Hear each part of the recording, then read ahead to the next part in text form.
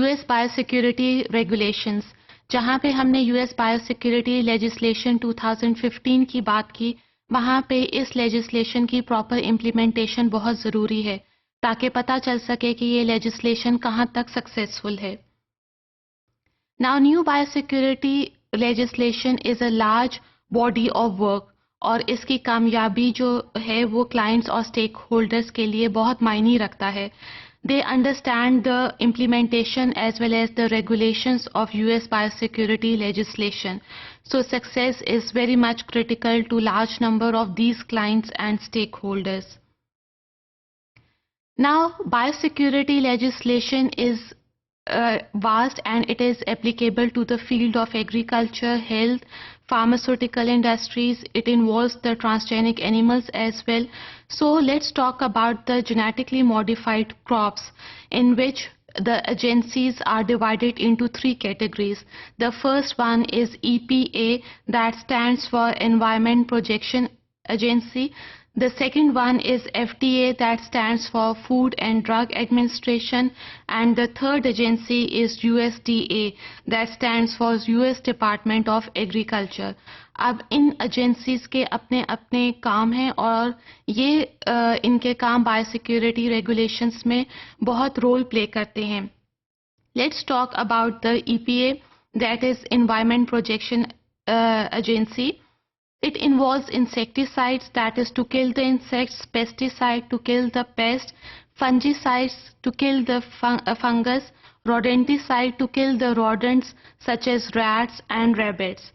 Now, for example, if you talk about the GM crop that carry the Bt toxin, it should be environmentally friendly, because number of rumors were created that Bt toxin GM crop is not at all friendly to the environment and it enters into the food cycle and is harmful not only for the environment but also to the human beings.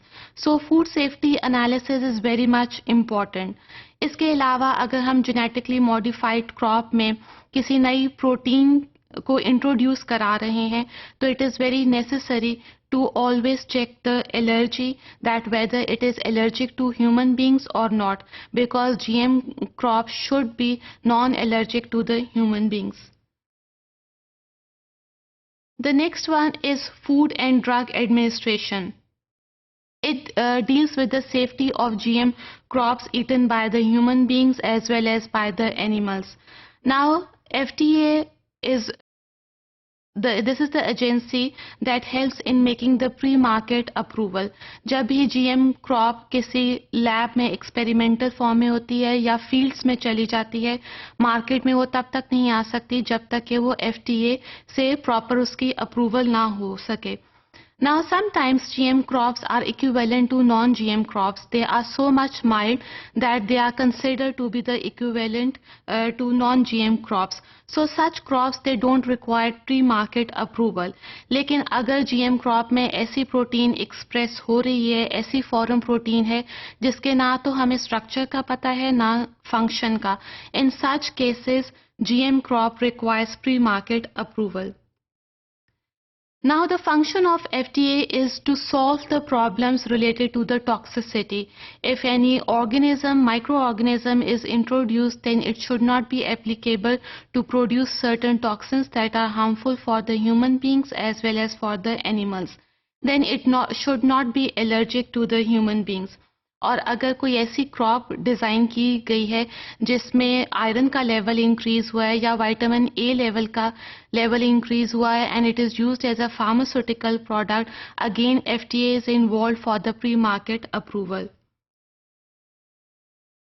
Now, FDA also regulates pharma animals, which are also known as drug-inducing animals.